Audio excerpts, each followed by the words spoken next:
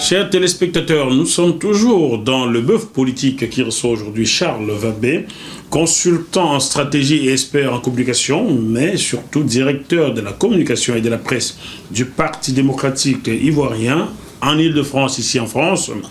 Charles Vabé, nous allons maintenant évoquer quelque chose qui semble vous être cher.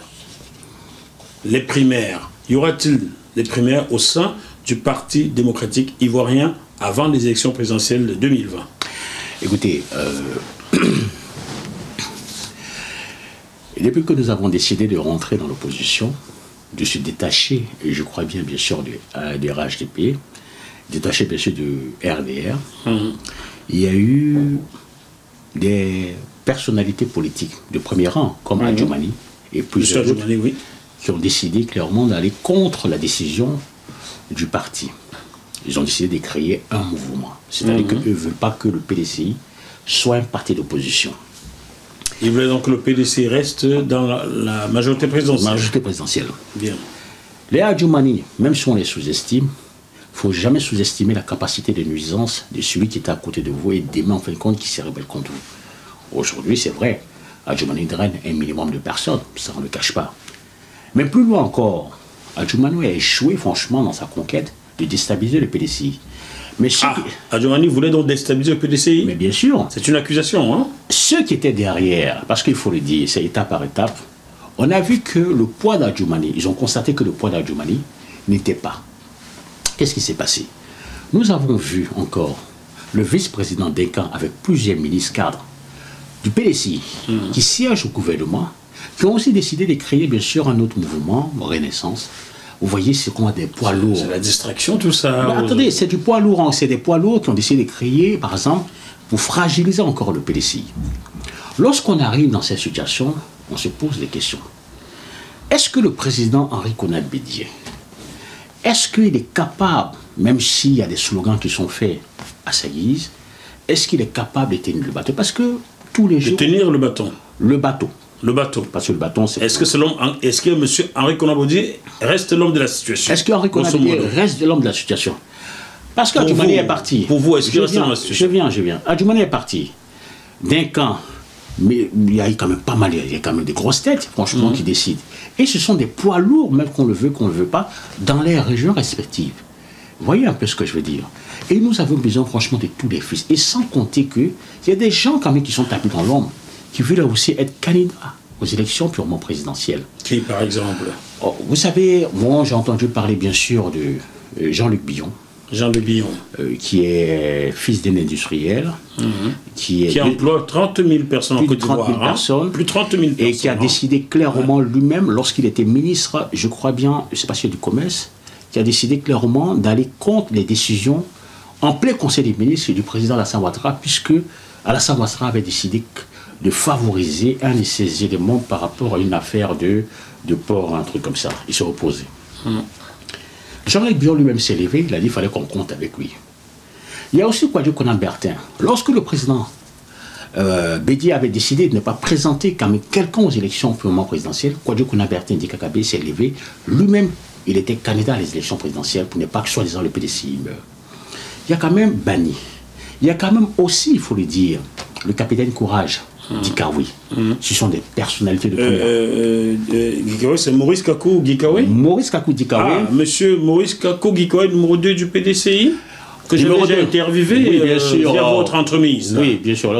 Monsieur Gikawe, je vous attends toujours. Vous aviez promis m'inviter en Côte d'Ivoire pour quelques interviews reportages.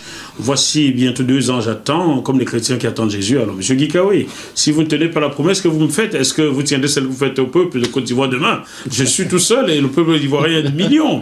Monsieur Gikawe, je vous attends toujours. Bon, alors, il y a monsieur Gikawe également. Il y a monsieur Gikawe, même si on ne le dit pas, depuis très longtemps, le capitaine, je l'ai surnommé, c'est moi, je l'ai surnommé capitaine Courage, qui prend son bâton de pèlerin et qui va directement parler et expliquer en long et en large le but, le fonctionnement, je dirais, la devise du parti. Il faut rappeler bien sûr que depuis plus de 67 ans, le parti, le PDCI, a eu 2 présidents. Monsieur Houphouët-Boigny, succédé par Henri Konan Bédié. On ne va pas parler du bilan. Les gens oui, pourquoi on ne va pas parler du bilan? C'est moi qui pose des questions, donc je peux poser des questions sur le bilan. Attention. Ok, bon. Le bilan du président Houphouët-Boigny était très remarquable. Celui du président Bédié, c'est vrai, est entaché de coup d'État, parce qu'il faut rappeler bien sûr qu'il était déstabilisé. J'étais bien sûr en exil, revenu, il a repris les mains. J'étais en exil par qui? Par une alliance. Je viens par une alliance. Ne fais pas la question. J'étais en exil par qui? Par la faute bien sûr de certaines personnes qui l'ont déstabilisé. Certaines personnes? Qui? Vous n'avez pas de nom? Lorsque par exemple le coup d'État a été fait par Guéhi Robert, nous avons vu Alassane Ouattara qui est venu à l'aéroport et comment il s'appelle, Babou Laurent qui a dit que c'était un coup d'État salutaire, donc on considère qu'il y avait une alliance contre le président Bédié. Et ramené au pays par qui? Ramené au pays par Babou Laurent. Ah ben, il faut dire, là vous avez vite prononcé le nom, hein. Ça va me faire plaisir. Voilà. Vous voyez, donc, il y a quand même une sorte de configuration qui est en train de se mettre.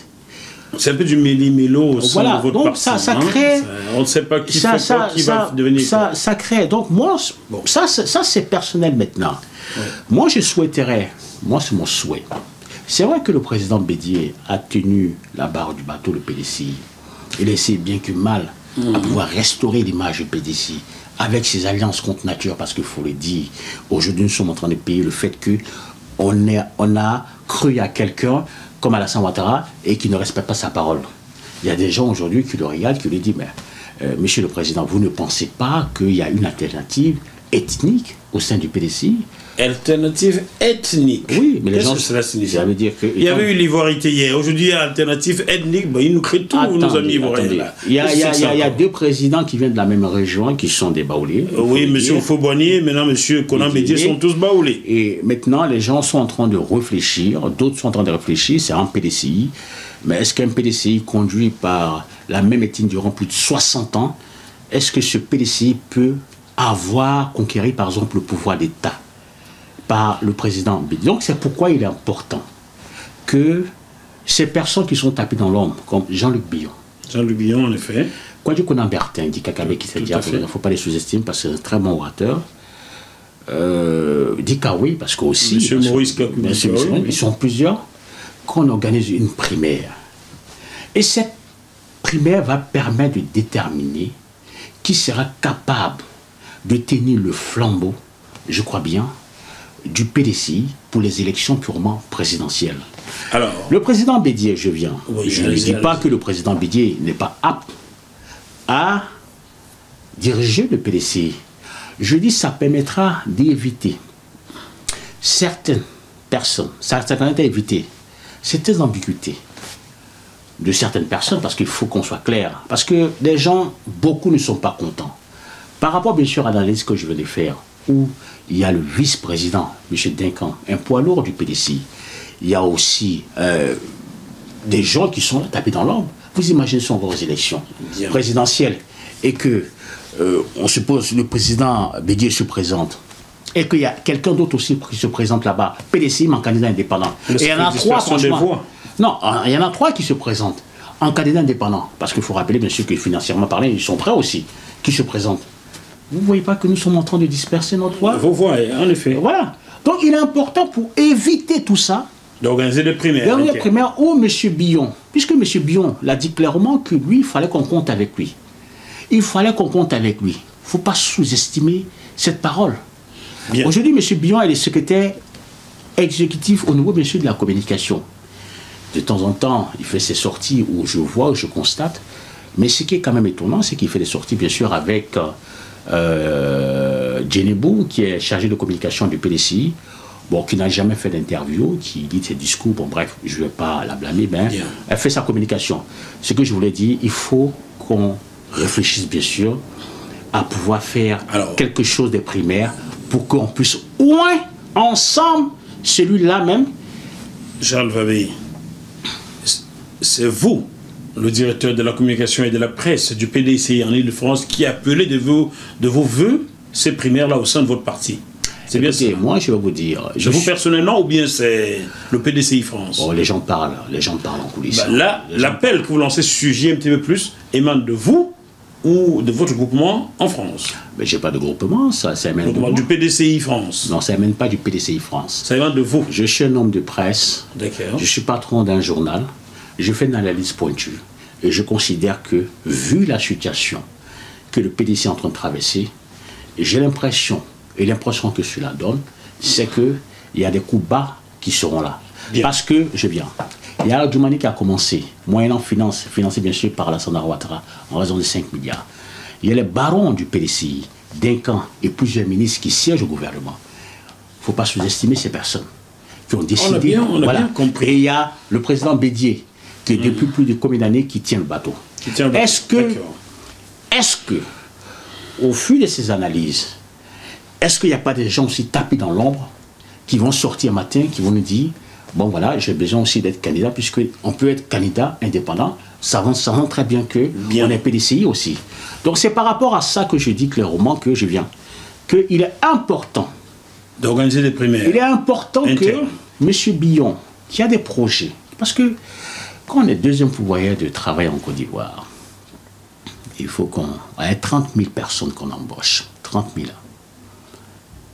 On pèse. Et on pèse lourd.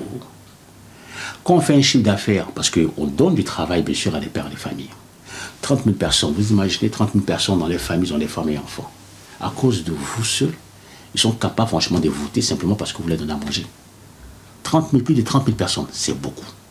30 000 personnes, vous multipliez ça, supposons que 30 000 personnes, et chaque personne est couple, un couple, ça fait 60 000, parce que les votes, c'est comme ça, hein, c'est une personne, et les enfants, et tout ça.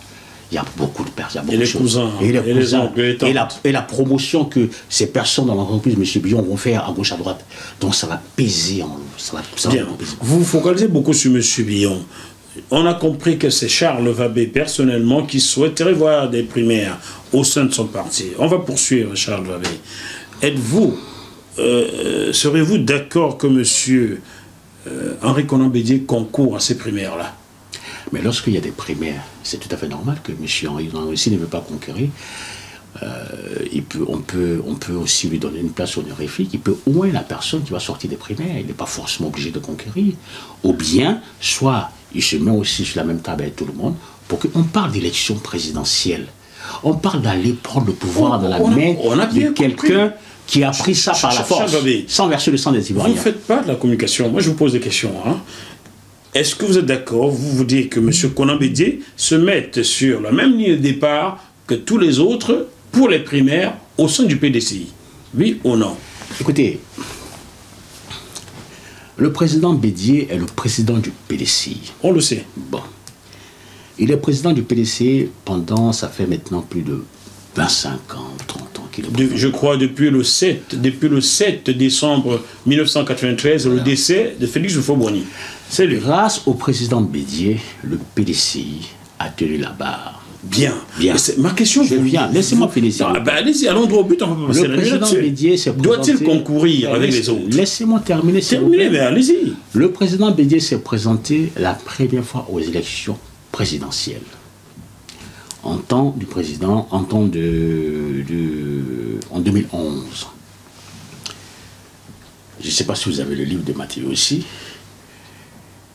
Il est passé en deuxième position.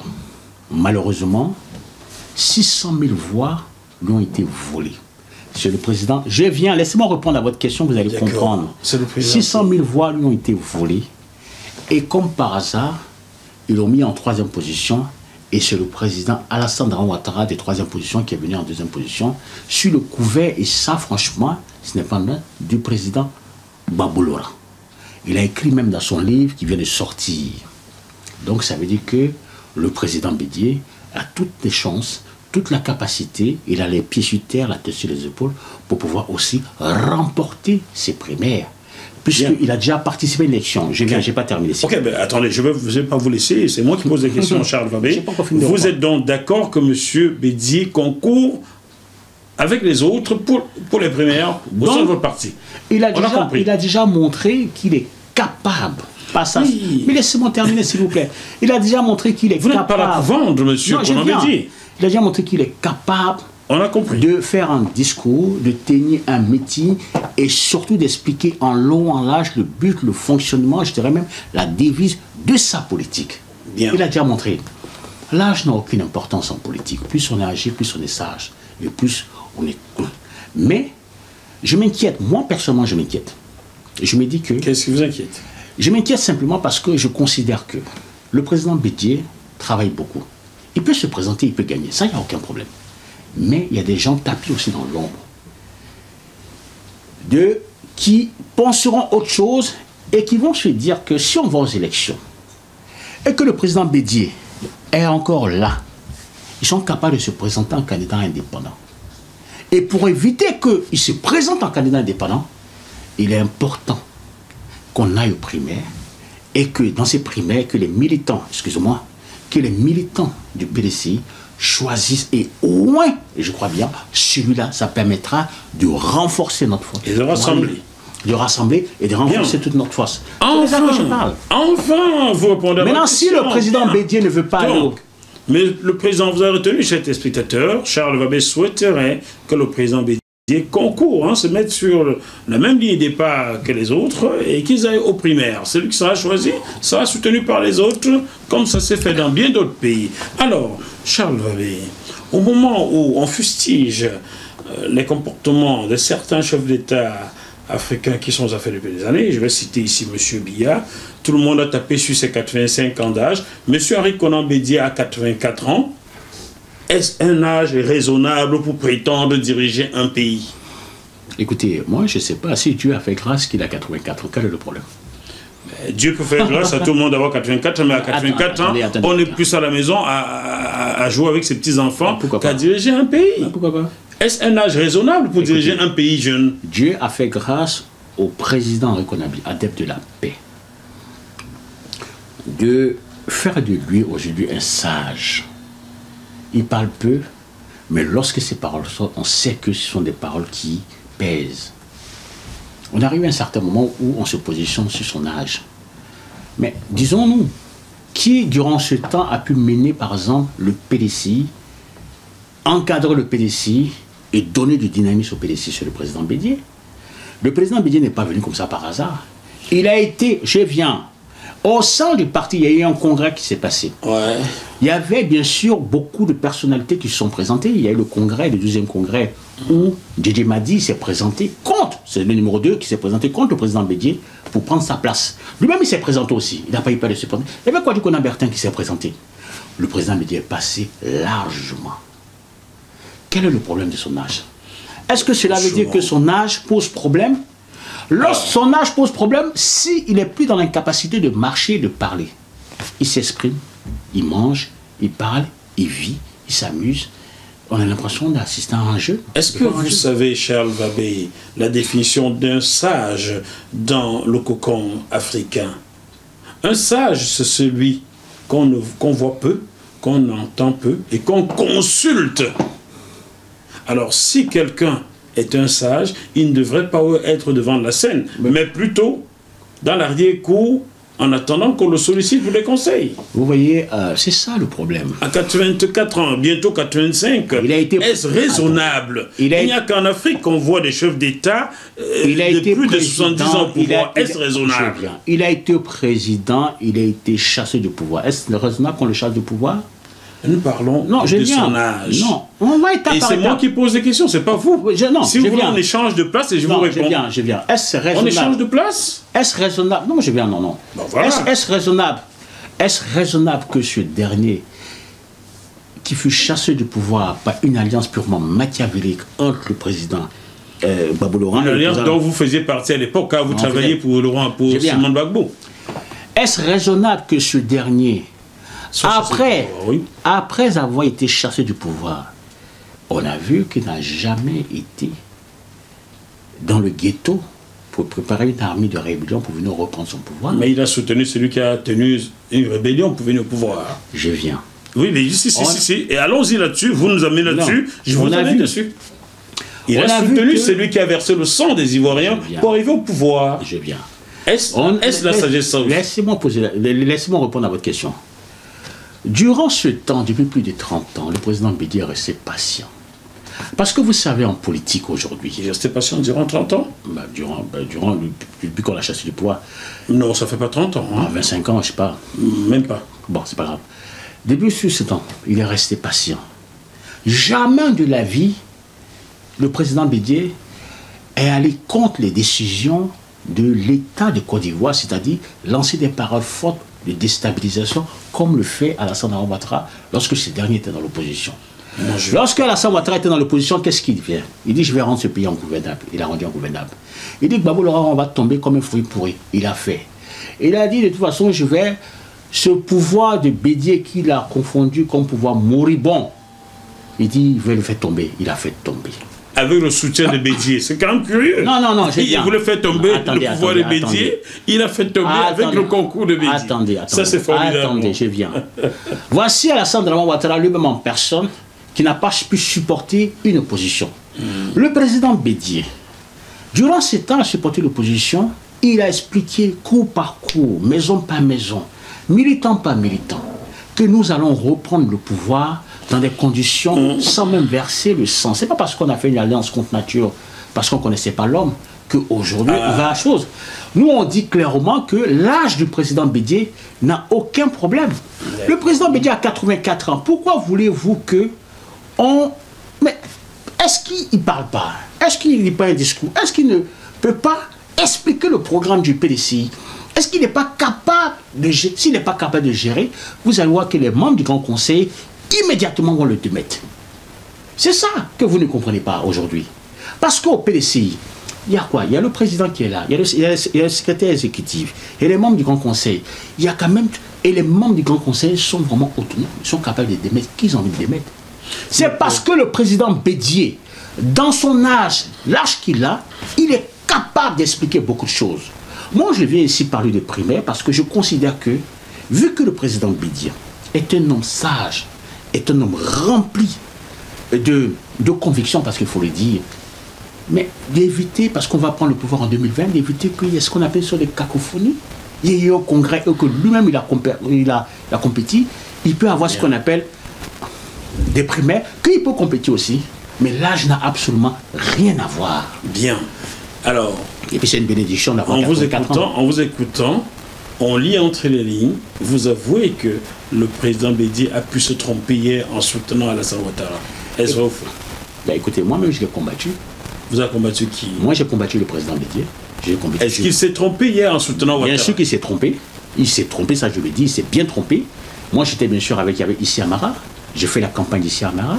J'étais bien sûr avec Nestor Kofi, qui était le représentant de M. Issi Amara. Je me suis déplacé même à Abidjan pour aller faire la campagne ici. J'ai rencontré le ministre Issi Amara, nous avons discuté longuement. J'étais bien sûr à sa disposition parce que je n'ai pas pu accepter que le président Bédié, pour rien au monde, on dit non, le PDC ne présente pas un candidat. C'est clair. Et encore, je suis allé plus loin. J'étais encore le plus loin pour sa déstabilisation. Il fallait même qu'il quitte parce qu'on a considéré que franchement qu'il allait encore trop loin. Mais du moment où le président Bédié est revenu sur les bons sentiments, où il a dit clairement que le PDC aura son candidat, en ce moment, pourquoi voulez-vous qu'on s'oppose à lui? Pourquoi voulez-vous qu'on s'oppose à lui? Désormais. Mais du moment où le PDC, le but c'est quoi? Le but d'un parti politique c'est quoi? C'est de conquérir le pouvoir. De conquérir le pouvoir? Oui, bien sûr. Pour en faire quoi après? Ben, écoutez, c'est un parti, nous avons un programme. Je pense que la gestion calamiteuse, franchement, du président Alassane Ouattara laisse l'insécurité grandissante. On voit par exemple la cherté de la vie. On constate par exemple que la décentralisation ne joue pas réellement son rôle. On voit le clan, le tribalisme prend par exemple une proportion incroyable. Le président Alassane Ouattara, franchement, dans sa médiocrité politique, finance par exemple, je crois bien, les seigneurs de guerre, y compris bien sûr ce qu'on appelle les enfants qui sont contre la loi, qu'on appelle les microbes. Vous voyez un peu ce que je veux dire. Et encore, ce qui est malheureux dans cette affaire, c'est qu'il ne comprend pas que le peuple est fatigué. Et on a vu qu'il a pris l'argent du contribuable ivoirien, et ça je l'ai dit de manière formelle, pour payer en fin de compte ceux-là même qui l'ont mis au pouvoir, par le sang. On va poursuivre. Parce qu'il faut le dire. On va poursuivre. Donc il est important que nous prenons nos responsabilités. Nous sommes par le temps. Dites-moi, est-ce que vous écoutez de la musique française, Charles Vabé? Oui, oui. Ah bon? Vous connaissez Jacques Dutronc? Jacques Dutronc, oui, un peu. Vous l'avez beaucoup écouté, hein? Pas forcément. Il ne s'est fait qu'une seule chose, il s'est retourné sa veste et toujours du bon côté. On a l'impression que c'est votre cas, vous avez fait la campagne de tel, vous avez été tel, et vous revenez aujourd'hui. Arrêtez de retourner votre veste, hein, gardez la même, ça vous servira peut-être. Je ne pas la veste, je suis un militant. Qui, pourquoi? Parce que... On a aussi retenu chez les téléspectateurs qu'il n'y a qu'en Afrique que les octogénaires dirigent les jeunes. Voilà, c'est un peu ça. Chers les téléspectateurs, on se retrouve dans quelques minutes pour la dernière partie de ce bœuf politique. À tout de suite.